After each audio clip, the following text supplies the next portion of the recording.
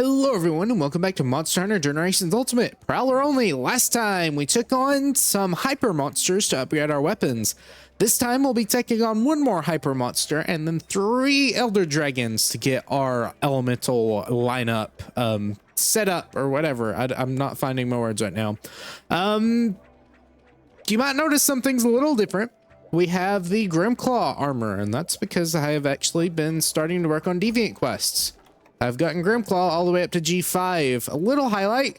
G1, you know, fine. G2, absolutely nightmare. We almost timed out on it. That's not fun. Since we did only have Thunder Element early to deal with Grimclaw, and we absolutely needed the Thunder Element to make sure we killed Grimclaw in time, we weren't doing any elemental damage to Rajang, and we were doing non-optimal elemental damage to Gormagala. Again, it was just better for us to do Thunder Element in the first place for Grimclaw, but it was a little rough.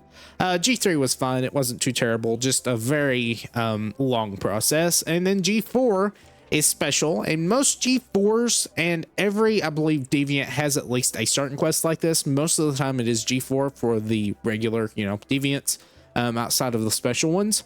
Has a limitation where you can only faint once before you fail. For cats, you know, that's not really a big deal since we can already faint 2 times before you faint once, and we can also refill our acorn, so that's fine too. For hunters, you can offset that by eating for feline insurance to get 1 more faint. It's up to you how you want to do that. I obviously am using cat here, so it wasn't too difficult. Again, just another long process, and we just made sure we were topped off on our acorns. Either way, our first monster for the day is going to be Ends of the Earth. Has us hunting a Shigaru Magala and, of course, the Sanctuary. Can't really spawn anywhere else. Either way, we'll take the quest and head out. Alright, G-Rank Shigaru Magala. Outside of being faster, a lot of his AoE attacks, or not AoE, his projectiles are much larger in size, and he really does like to spam AoE. That's where I was trying to use that word. A lot of his little mind bursts that he used in high rank now just kind of shoot all over the place, so you definitely have to watch your back. I'm gonna try to stay at range here, make sure we're not getting hit before we go in for an attack. You can see where the bullets are going to go just through the little, you know, black lines that appear from the projectile he shoots out. And again, this is a very heavy AoE fight, so you gotta make sure you are fighting in a very wide open area that you have enough space to dodge that stuff. In 4 Ultimate, I believe it was much worse, especially considering the monsters were much more glass cannony. So, you know, they were faster, they did lots more damage, and especially because your armor was not really up to snuff. And, or if your armor was not up to snuff. And there's no Prowler mode to make it a little bit easier, trading off damage for. Here, you know, it's just regular GU stuff. They're kind of tanky, but they also deal a decent amount of damage. You know, a bit more of a middle ground, especially compared to 3 Ultimate monsters, which were just full-on damage sponges. I do like this. I think it's a happy medium. You know, it's not too over the top like 4 Ultimates was, but I do know a lot of people like 4 Ultimate. I do think, I don't know. Sometimes it's fun. Like, if you get a full-on, like, gear set and stuff like that, it can be fun, but Teostra makes me shudder, and that's not even talking about the guild quests. Like, a lot of those monsters are incredibly difficult, which they're supposed to be. I understand that. And speaking of difficult, I'm just kind of spamming B and moving into a corner. No. Okay, well, that's fine. We're still not there yet. But here, you know, it's still not easy. You know, you can still lose if you're not paying attention at all, but it's not completely ridiculous, and it still doesn't take 30 minutes just to kill something like in 3 Ultimate. Even if you are using Hunter, or a Hunter. Of course, there's obviously not Prowlers in 3 Ultimate either. Right now, we're just going to keep throwing boomerangs at his face here. He's going to do a dive bomb. Just onto the ground. Our cat's giving us Go Fight Win, which is good. We are kind of low on health here. I might want to heal at some point. He's going to jump forward. Kind of jump to the left there. He's shooting out the sideways orbs. Unfortunately, I do dodge into that. I thought it would, or I didn't think it would go forward. I didn't know how far that was going to go. Haven't fought Shigaru in quite a while either, so, you know, it's something I'll have to get used to. There are those larger projectiles that he shoots out of his mouth, you know, kind of right, left, and then to the center. Right here, he's going to blast that. Probably do another one. Nope, he only did the one, and he's kind of slamming with his wing arms, so we don't really have to worry too much about that since we are out of the range of it. Here comes a big one. We'll just dodge right into that, get out of the way of the AoE too. Do a spin on his face here, get a nice horn break, I believe. And again, like I've said before, Shigaru is definitely one of the easier Elder Dragons. You know, no shade to him. I really do like his fight. It's just kind of fun. You're all over the place. It does have a great theme too. But it is one of the easier ones. And it's so easy, in fact, that, you know, I've said this before, but whenever I first played Generations, I didn't even realize this guy was an Elder Dragon. I just thought he was a, you know, flagship type monster. I knew he wasn't a flagship. I didn't even know what flagships were then, so I couldn't have assumed that. But, you know, I knew he was something special, but I didn't think of him as an Elder Dragon. You know, when you think of Elder Dragons, you think of Chameleos, Teostra, Kshaala, that's the original trio, and then you have Kirin.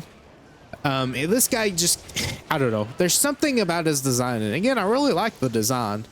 But it's just not terribly Elder Dragon-like. It doesn't stand out like an Elder Dragon. He's not completely terrifying, like the other Elder Dragons are. You know, Chameleos is just like, what in the world is this thing? Teostra is the same thing. It's like, what are you? This guy's just, you know, kind of like a dragon. Similar to Rathalos, obviously they're not sharing the same skeleton, of course. You know, Gore Magala's skeleton is very unique. But you know, it's just a dragon. It's not anything too special. Yeah, it has wing arms and it, you know, uses frenzy and stuff. But when you don't know what frenzy is at all and the game doesn't explain it to you, I think that's part of the problem. Generations is not very explanatory in its stuff. So you're kind of just like, okay, let me go to the internet machine and find out what quest I have to do to expand the story or whatever. And then you just find, you know, Shigaru Magala. You don't even realize you have to slay it because you don't know about capturing it and all that fun stuff. Very, very, very, very, very interesting monster. Again, really do like him. He's certainly not my favorite. You know, I've got Valstrax. That's certainly my favorite. And I don't think anything's really come close, though I do like stuff like Barioth because it's a cat, of course. Other than that, you know, Shigaru is Shigaru. He's very unique, and that kind of is always good, and he's always such a good monster for dragon weapons, at the very least for cats. I don't really know about hunters. I don't know if people really like to use them for dragon weapons because, you know, there's Fatalis in World, which Shigaru is not in World, so that's kind of, you know, a moot point. But in Rise, I don't really see many sets saying to use our friend Shigaru here because you do already have Guy's Magorm, I believe that's Dragon Element. And then there's you know, Valstrax with its very, very, very nice white sharpness. And I don't believe in this game any weapons really use Shigaru weapons. I believe it has that negative affinity mechanic, but that might also be Chaotic Gore? I don't remember. I think the only thing that's really used now that I'm thinking about it is the light bow gun, because it has a decent ammo loadout, but I could be wrong on that. And even if it were used, I believe there were better options. Yeah, other than that, you know, I can't really think of anything. The designs are cool. You know, they're very interesting. They're unique.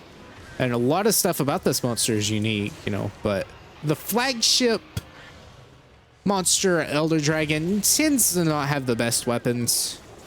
You know, even Valstrax has some good stuff, don't get me wrong, but it's only in Rise where, you know, you start using that stuff and then power creep happens after the updates.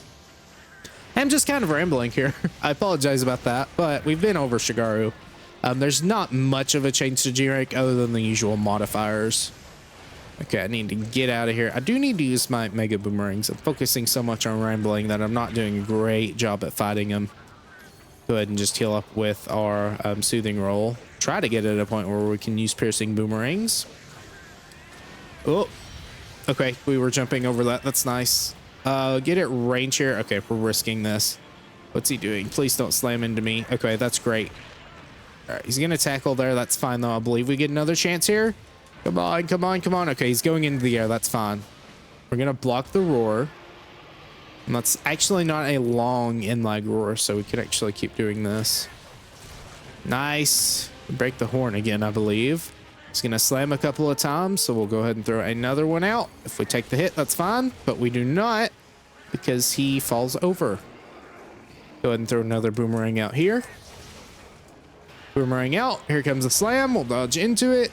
Our iframes did not end, or at the very least it didn't explode before our iframes ended. Wait here. Oh, no, careful. All right, it's blasting a couple of times. Boomerang here, maybe get a topper or something. Try to get under him so he can't immediately attack under us. That's good. He does have some attacks that can immediately hit under him, but they do have some decent tails on them. So, you know, you have the advantage of that. And of course we can just mash B if we're too panicked. I guess another thing about the flagship thing is that since the flagships were so diverse in generations, like, you know, very, very, very unique. And then you also have the 6-star threats in Village, you know, Brachydios. I don't believe what else there is. I don't remember what else there is. But, you know, combo all that together, and then Shigaru doesn't really stick out like, you know, a Kirin does. Kirin might not be the most difficult monster, but you can tell, and especially if you're new to the game, you know, you've played something like Pokemon, so you're kind of comparing it to that. You know, obviously they play completely differently, but, you know, in creature designs, you know, Kirin is obviously that like weird ethereal not dragon. It's not a dragon, it's a horse, but it's obviously something weird like a legendary Pokemon would be. But you know, whenever the regular monsters are like something like Brachydios, which is very, very, very unique, using slime and stuff and has a very unique design, Shigaru just, you know, doesn't really like, he feels the same way. You know, he's still very unique. He's still very special, but after fighting a bunch of those diverse monsters, you don't really tell what the difference is here. And it really relies on the design to make it look like an Elder Dragon. I don't really know what an Elder Dragon design would be. Just a dragon, I guess. But, you know, like Fatalis, you can tell. Of course, Fatalis wasn't in Generation, so I, you know, didn't get to fight him. But Fatalis is like, yeah, that is the big bad. What other Elder Dragons are there that I can think of? You know, Velkhane. I don't even think Velkhane existed yet when I played this game. What else? I mean, just in general, I guess, you know, Velkhane, Ice Dragon, Nergigante, very unique. You know, it's a porcupine monster, but you can just tell in its design that it is something that, you know, really needs to be respected. Though I could honestly probably see Nergigante being similar to Shigaru in the way that, you know, you might not be able to tell it's an Elder Dragon if they didn't shove it down your throat in the story. I'm fine with them doing that. You know, it's just different from Generations where they don't tell you anything at all. You know, and I was one of those that just kind of mashed through dialogue and didn't even read it. So unless it's like a voice thing, I would have never figured out that it was actually an Elder Dragon. So I was really surprised to actually found out. I'm like, wait a second, this guy's been an Elder Dragon the whole time? What? And, you know, you start putting the pieces together. It's a Slay only quest. It has its own arena, which should be really a dead giveaway. But since it's, you know, it was the first one I thought, you know, in Village, because I believe it's only when you can fight in Village until maybe, yeah, unlock more quests. I don't even remember that. I never actually got that far along in low rank Village to actually fight the Elder Dragons. If they were even there. You know, when you see your first one, you don't expect it if they don't tell you. And Generations did not do a great job of actually explaining what was happening on screen. You know, it was just more like, hey, go do this. Hey, we need this. Go do this. Hey, we need this. Go do this. Oh, hey, look, something's approaching. Go do this. You know, it's not more like, okay, well, this monster eats the mushrooms in the forests, and the mushrooms had something growing on them, and it made him mad, so he started attacking other monsters, and this made the Elder Dragon on the mountain mad, so now we have to go stop it before the world ends. You know, stuff like that. I know I'm rambling here, but yeah, I just do find it interesting. And there we go. That was kind of abrupt, but yeah. There's Shigaru. Again, I really do like Shigaru. It has been a very... It's a monster I will always remember. Just because of that. That weird little thing about it. Again, it's a very pretty design. I dig it. You know, it's very pristine. It sparkles and all that. That's kind of in its design because it's like a prism scale or something like that. But yeah, either way, I'll carve them up and meet you back to base. Hopefully we don't ramble for too long again. All right, we're back. Let's go ahead and look at that equipment. What's it called? It's a very interesting name for a weapon, actually, if I can find it at all. Oh, I literally went over it as I was looking for it. The Efla Vinyas. Not really sure what that name means, but has 189 boomerang attack, 30 dragon element, and I believe 10% affinity on top of white sharpness. This is one of your best dragon weapons, and this is a very key thing to think about. Your other one will be the Fatalis weapon. I will spoil that. But the Fatalis weapon is a bit different. It has very high raw and very high dragon. I believe at 35 dragon and 220 raw, but negative affinity and blue sharpness.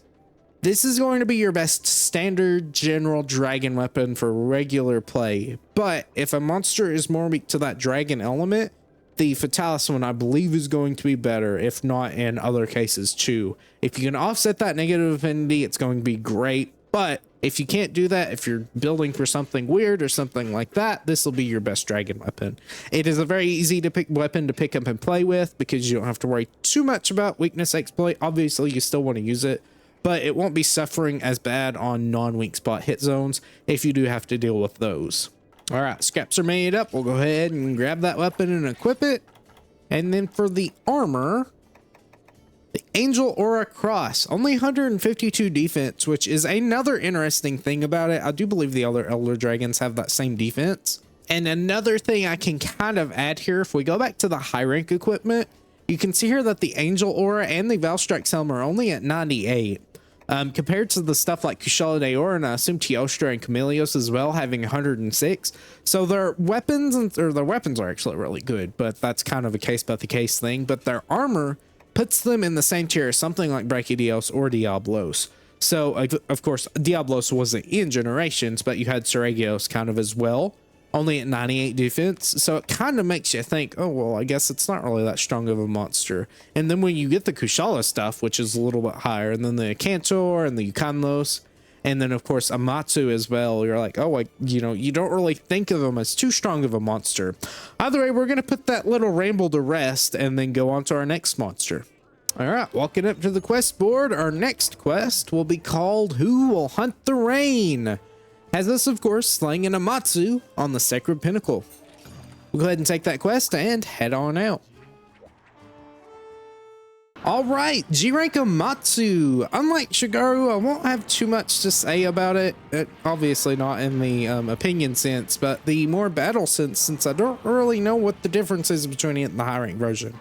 Obviously, it has more health and defense, and speed, of course, as well, too, because, you know, it's G-Rank, but I don't really remember what specifically sets it apart. Maybe when we get to phase 2, we'll be able to tell a little more. But for now, I'll just kind of call out its attacks. Remember that its physical tackle does do dragon damage, similar to Garuga's beak attack, where it does dragon damage, but the rest of the attacks from the monster don't actually do that. Very interesting quirk the monster has. But it'll do a little tail flip up there with a little water to splash. If you do see the water splashing, that means that box is a little bit larger, if I can speak, where the water is. It's going to go into rage mode too, so that's good. I believe the chest, I don't remember. I'm not even going to try to say it, but the chest, I believe, is a hit zone. Even then, you can still break the chest, I believe, for a good down, so that's nice as well. Wait for that little tail flip there. See what's going to come out next. Wait here. Okay, just kind of turning around here, so we'll throw a couple of boomerangs out. We actually get a flinch, so that's good. Matsu's flinches are usually over-exaggerated. It's not actually a down, it is just a flinch. But, you know, don't get too comfortable. Don't try to do like a triple. Well, actually, you could probably do a triple charge with a great sword, but, you know, don't try to do your brimstone slashes because that might not end very well. We'll turn around tail sweep with its tail. Again, a very interesting monster too, since it is an elder dragon. You can really tell this time because it's very large and it is floating literally in the air. That does very much set it apart. It does use the Leviathan skeleton. I have said that before, and again, just a very interesting way of using a monster. Of course, this monster was actually a Monster Hunter Portable 3rd, where there was no underwater combat. So instead, I don't remember exactly what the timing was. I believe Try released in 2009, Portable 3rd was in 2010, and then 3 Ultimate was in 2013. I'm probably misremembering that.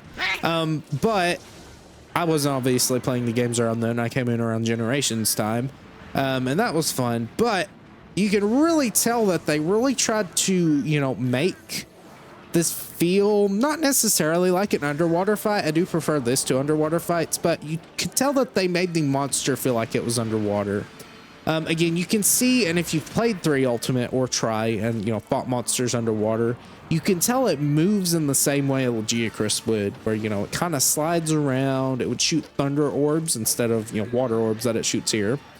Comes another one. I don't really know exactly how the flying works with the monster, but it's Monster Hunter, you know, it's not necessarily something you can figure out. Comes a water beam. I don't believe Ivory or a little bit Abyssal Legiacris. Actually, Ivory Legiacris hardly ever went into the water because that was its thing. It was a land-based Legiacris.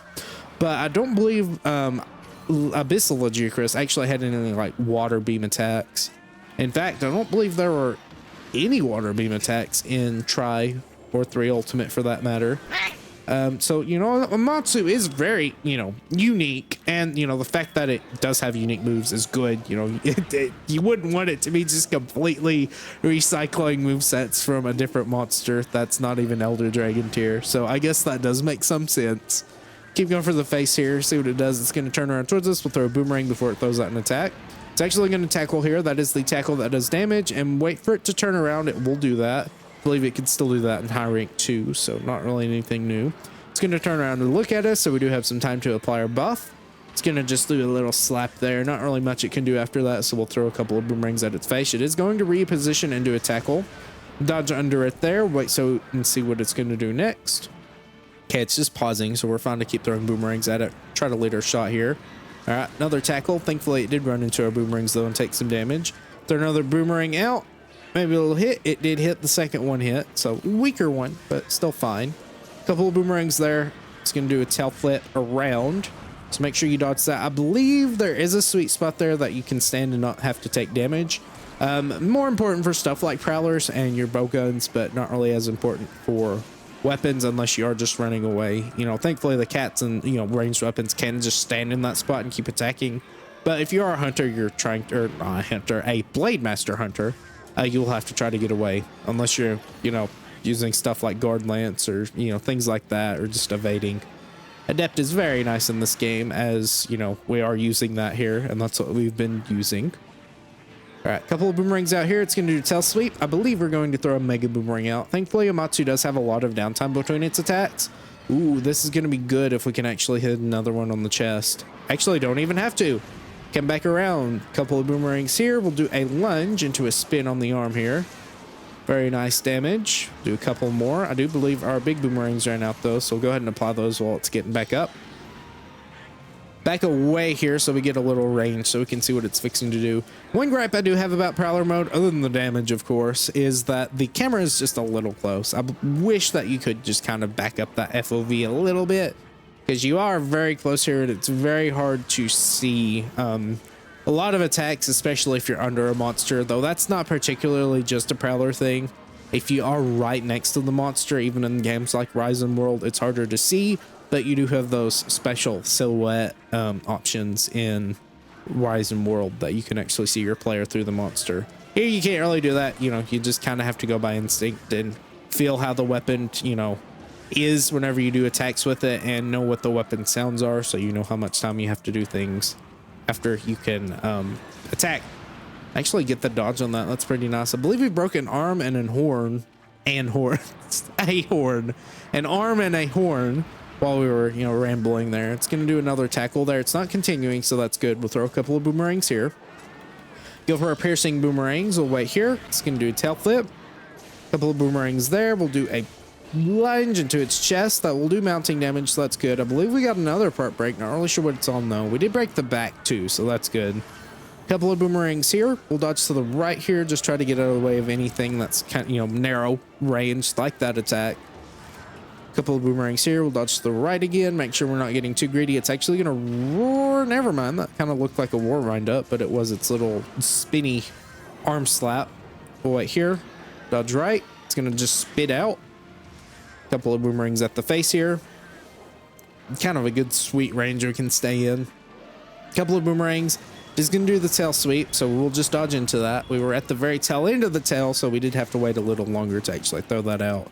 It's gonna roar here. We actually get the dodge on the roar. I'm very surprised. Very delayed roar from what it actually looks like. Do a little frontwards wide tail attack, so that's good. Another just sweeping one that doesn't really move forwards, just kind of moves around. All right, phase 2 time. We'll see if anything's new here.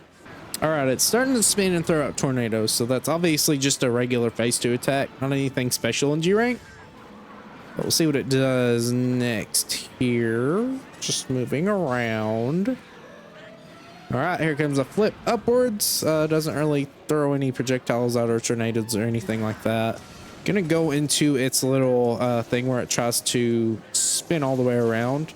This is your big chance for damage if you do have that option. We're gonna try to do one more spin here and then just soothing roll straight through it because we do have that option. If we had a mega boomerang out there, I would have, you know, relied a little bit more on finishing it, but we did kind of cut it down to the wire there, even if we did have a mega boomerang out, so I think we would have been fine.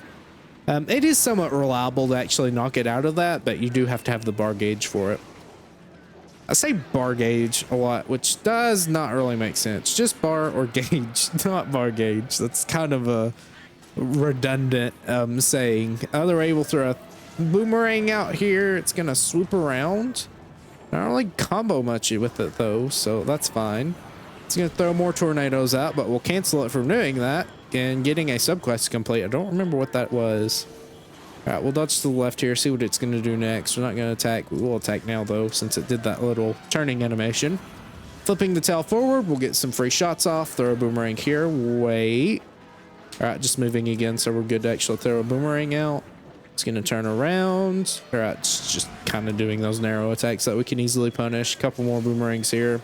Wait and see what it does. It's gonna throw more tornadoes. We need to make sure, yes, we're not going to be right in front of one of those because it is fairly scary to actually, you know, be hit by one of them. They do knock you up into the air, which takes a while to recover from and just kind of leaves you in a whole mess if you do get hit by them. Probably not doing too terribly much damage. Depending on our resistance. I don't remember how much resistance the Grimclaw armor has. I know Valstrax is not great elemental wise. It's not really terribly great defense wise either compared to what you have it in game. All right, boomerang at the face.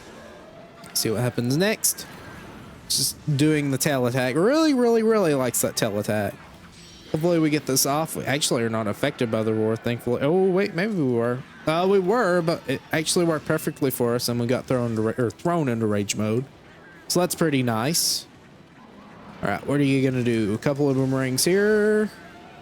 It's gonna do just, you know, little small attacks, which, you know, not really too scary for us. If we were a Blade Master, it'd be a little bit more scary, but since we can just attack literally outside of the range and not have to worry about critical distance or anything like that, we're perfectly fine to just dodge those attacks. And there we go. A little over 20 minutes. Might actually be closer to 25. Yeah, very close to 25 minutes actually, but not terrible for an Amatsu. We didn't get the tail cut, unfortunately, but I really wasn't working for the tail cut. I was just hoping the mega boomerangs would peel it off. Either way, yeah, I'll go ahead and carve up Amatsu, not a Machu, and I'll meet you back at base. All right, back to the base. We'll go ahead and look at the weapon. I believe the armor is only 158 defense, which is not as good as, I guess I can show off Grimclaw stuff too. Grimclaw Cross only has 152 defense, but Grimclaw, oh my, I'm speaking a little bit too fast.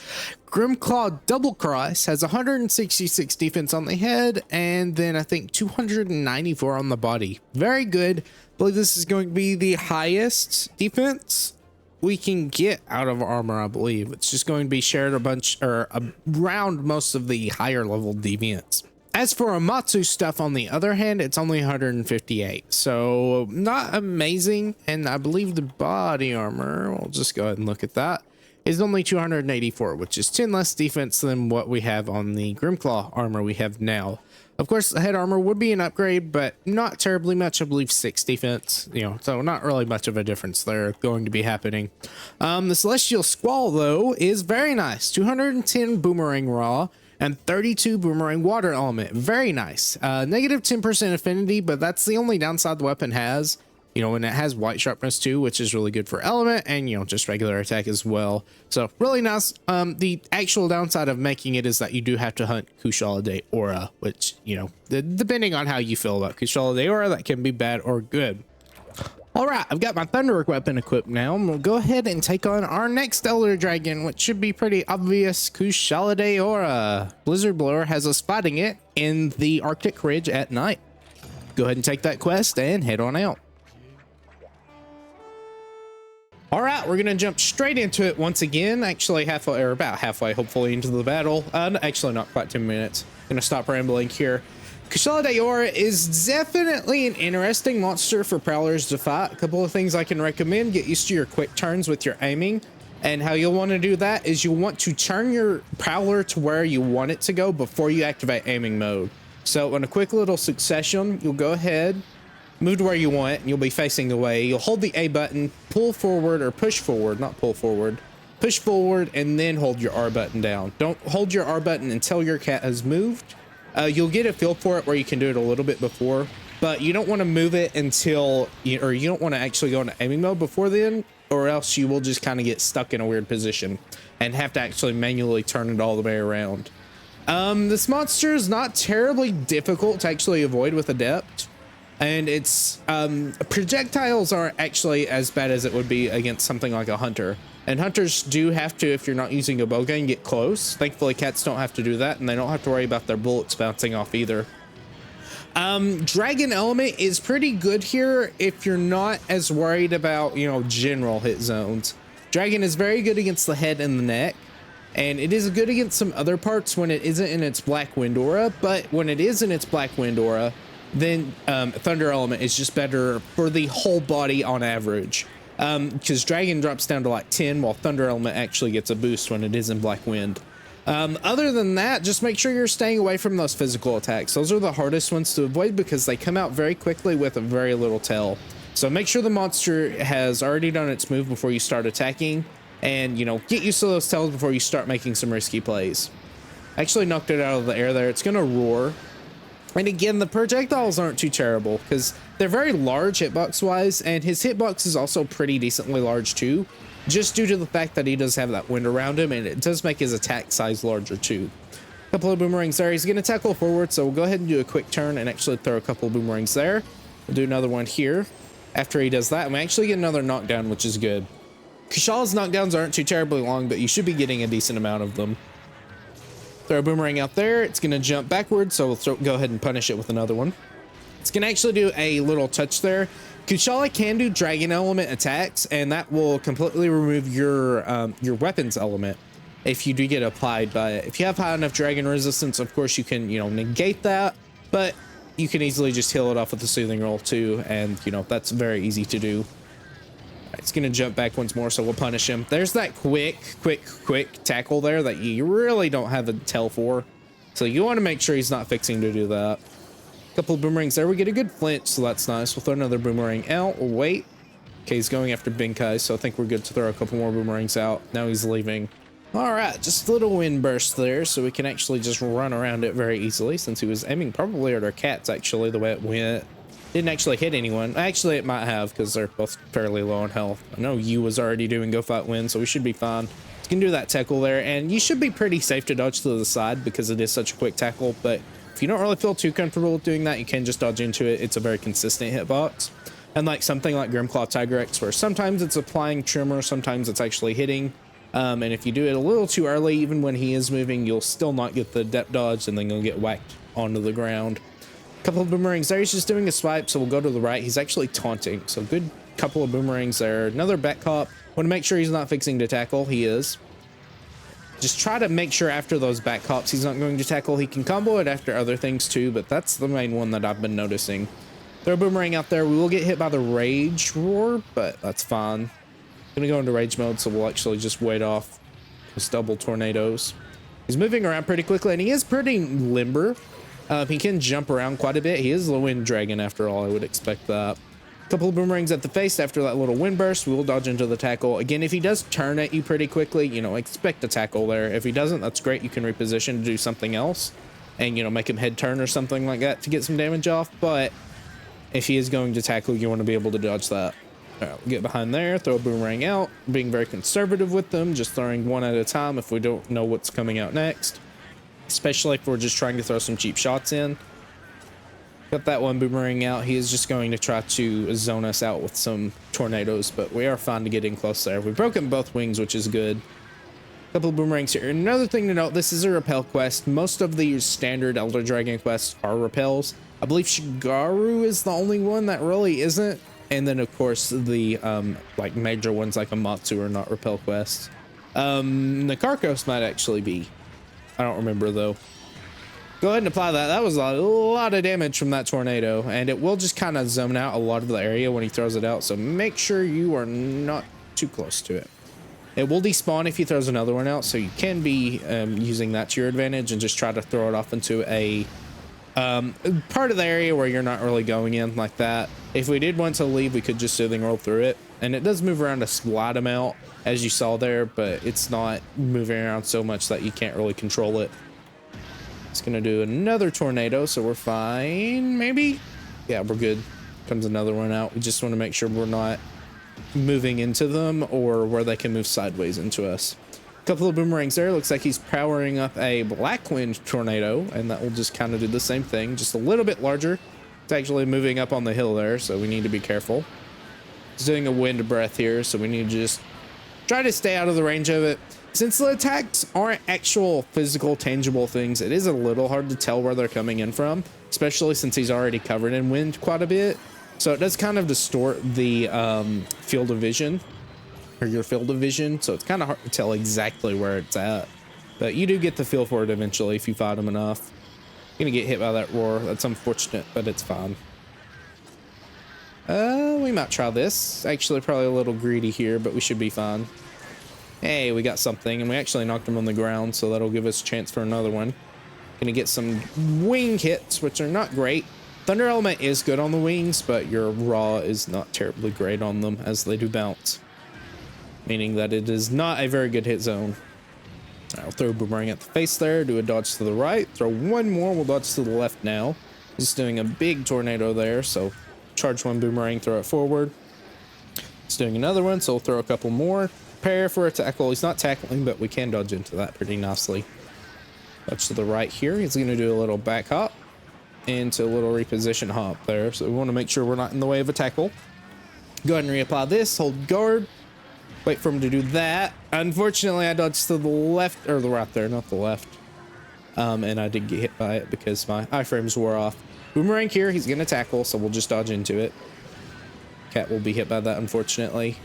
If you can, try to steer the attacks away from your palicos, but it's not really that important since they go down very quickly anyways.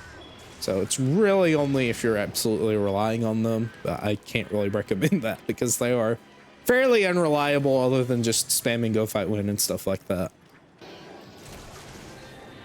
You know, horn break there, that's very nice. That'll weaken that wind aura. I believe that was a horn break at the very least. Yeah, it was. I believe horn breaks, and I might be thinking of Rise here or older Monster Hunter, but I believe the horn break can actually only break under like 40 or 30%. Maybe it's 20%. It is a certain health threshold that you can only break the horns at. So even if you dump all of your damage into the horns, they'll only break after you do enough damage to the entire monster.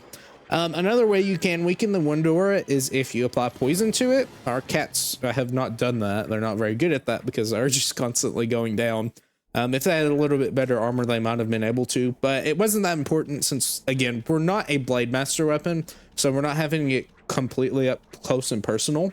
If we absolutely needed the poison, we could very easily just apply it with a boomerang weapon, and that would be very nice.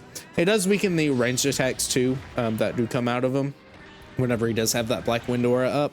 But again, we're not really struggling too terribly with it. Yes, you can see I did lose an acorn at one point, but that was just for me learning the fight. It's not particularly difficult after you get used to his little bag of tricks. Again, the worst things he can pull out are just his instant tackle, especially after getting up from the ground. That is a thing where you can notice it's just very instantaneous, and you're like, wait a second, I expected you to do something else there and not just tackle. There we go. Kushala Aura is down. About 25 minutes for that. And since it does move around, it will take a little bit longer than something like Amatsu with the same health pool. At max level though, and you know, max fully out or fully kitted out gear, it shouldn't be taking this long. But you know, that makes sense. We don't have the best stuff. Either way, I'll cover them up and meet you back at base. All right, back here, we'll go ahead and look at the Kushala stuff too. I believe it is. It's just a little bit lower. Yeah, 152. So same as Devil Joe and Rajang. As for the weapon, it's a decent ice weapon. I just don't know. I don't personally think it's better than the Zamtrios Paw we can get right now, the XR version. It is a cutting version, so if you do want to use it for a cutting Mega Boomerang instead of the blunt one, you can do it for that. And it is also, I believe, the best ice weapon for your melee cats too. So if you're playing a melee cat, then you'll use this as well. But you know, kind of standard, 195 raw on both boomerang and melee, 34 ice on the melee, and then 20 ice on the boomerang side. So not as good as Element, especially as the Zamtrios Paw, which we'll look at in a minute once we fight Zamtrios. And certainly not as good as Snow Bear and Double Cross, which is what we'll be using for real. Because that one's really good. All right, I know we're going on a little long, but I do want to go for Zamtrios and just have all of the weapons gathered up until we do get to another stopping point where we can gather some for real. I believe it's in G3 and it's going to be called Zamtrios Right Ahead. Has us hunting a Hyper Zamtrios in the Frozen Seaway. Go ahead and take the quest. We have our Thunder weapon equipped, of course. I'll explain that later and we'll head out. All right, Hyper Zamtrios. Definitely want to watch out for this guy's charged attacks because they can deal quite a bit of damage. The charged Claw Swipe, at the very least in the current state it's in right now, does over half of our health, which isn't too terrible because we do have our acorns. But for a hunter, you know, that gets a little bit, that gets to be a little scary. Especially if you already have some residual damage on you. He's doing something here to charge out. I don't know if he's just doing the ice breath. He is. So yeah, you want to make sure you're not getting hit by those either. It is charged. You can tell because his animation looks a little off, and that's because it is slowed down, just so that, you know, charged thing can happen, if I'm making any sense at all. It's going to do it again, so we'll just kind of wait. And yeah, you can't really fight it like a normal Zamtrios because that beam comes out a lot faster if it's just a regular one. So it can kind of make you waste your dodge, which does get a little scary if you get hit by that. It's going to roar here, and I think we'll go ahead and throw a Mega Boomerang. It's going into ice mode. And the reason we have Thunder here is it's better overall. Fire does have a bit of an advantage when it is in ice armor mode, but every other place it is just generally better to use Thunder element. All right, he's doing a tackle here, so we'll dodge into that. It's probably going to turn around, so we'll get a couple of boomerangs out. We do break the ice armor on the tail, so that's good. Just kind of working for those arms here so we can get a topple. It's going to do this again. It is just the moving one, or the one that moves forward and, you know, kind of goes back and forth. We got the break there. I'm afraid that this might be a little too far for us. Hopefully we can at the very least hit the arm. Okay, yeah, we're hitting the arm there. That's pretty good. Couple of boomerangs there. He's doing a tackle. I don't remember the exact, you know, stance he takes specifically for the beam versus the tackle, but he can throw those out and they are very similar. Keep going for the back here since it is the only one we really haven't broken yet. We'll throw one more, make sure he's not going to whip that around towards us. A couple more boomerangs there. All right, yep. Here comes just the close range one, so no ice beam from that, but it is a physical attack, so if you are a Blade Master, be careful. Go ahead and try to get this one out too. Hopefully he doesn't move too far away. Yeah, that's fine. It'll go into the arm there. That's good. Maybe get a topple. It's going to go into his balloon form. Be perfectly fine to just toss this out. Not really sure what he's doing. Okay, he's doing the ice attack. He will also move slower here with the rolling attacks he does when he is charged up. But this mode is more or less just a chance for DPS because it's not a very difficult mode to fight. All right, we'll get behind him here. Couple of hits. Need to reapply our big boomerang, so we'll wait for that. Just looks like he's rolling again, so yeah, we're good. Again, it's a very, very, very easy mode to fight in. Couple more boomerangs here. If we did have more bar, I would be going for mega boomerangs, but we don't really have that. This is a good mode to actually save them for because it is going to be doing massive amounts of damage. Piercing boomerangs right now, so just go ahead and apply those once more. He's just kind of moving around, getting ready for the next attack. Good flinch. Couple of boomerangs here. Always want to be hitting that stomach. Even if there is a hyper part you do want to get some more bar gauge off of, or gauge. I'm going to try to stop saying bar gauge. But the stomach is such a very, very, very, very high hit zone. You want to just keep going for that. Let's see what he does next. A couple of boomerangs here. Looks like he's going to go for the roll. No roll, just a bounce. We did get our support gauge reduced though, so that's good. Doesn't look like he's going after me. In fact, he does that. Looks like he's actually going to spew. Okay, good. Still get some damage on that nice soft hit zone though. And then we'll be able to start going for that face again. I wouldn't be surprised if he immediately goes into ice armor mode. He did. The closer he gets to death, the faster he moves between these two modes, or all of the modes actually. A couple of boomerangs there. We'll wait. Is the tackle. I think there is a bit of a difference between the stances there. This is, yeah, just another tackle. Go ahead and throw another mega boomerang out since we did get that. Hopefully we can break the back here. No, it's just gonna go straight into the arm again. Just does take a little bit too long for that to happen. In a weird spot. Yeah, he's just doing the melee spin here, so we're perfectly fine to just keep attacking. Couple more boomerangs there. All right, he's gonna dig. That's good. I believe we broke another part, so that's nice. It's actually started to dig in under us, so we got the trimmer dodge. Broke the arm there. It's going into stomach mode or the balloon mode, whatever you want to call it. Shooting out some ice orbs. I believe we're perfectly fine to just stay at range here. Yeah, we won't be hit by that. I said ice orbs. They are snowballs, not ice orbs. I guess you could consider them that. We do call water balls or whatever bubble. No, I don't call them water orbs. I don't really know what you call that. Just, I guess, a water attack, but water orb is the easiest thing to say because it is an orb and it is made of water. But it would be a water ball though, because you call it a fireball. All right, we'll wait. Yep, he's just doing this again, so we're perfectly fine. Ooh, actually, we could have been hit by that. It is a set pattern like Kieran's Thunderbolts, I believe. So, you know, once you learn the pattern to it, you can just kind of get it range. He just went straight through me. Again, this mode is literally just for DPS and nothing else. All right, keep going into the stomach here. And this really just makes the fight, you know, 10 times easier. If you didn't, well, I don't want to say 10 times easier, but if you didn't have this mode, then hyper health would be a little more annoying. But since the regular fight doesn't take too long at all, and again, this is actually really nice for us because it is a really nice ice weapon we're gonna get. Still not limping away yet, so I guess I will meet you there when he is.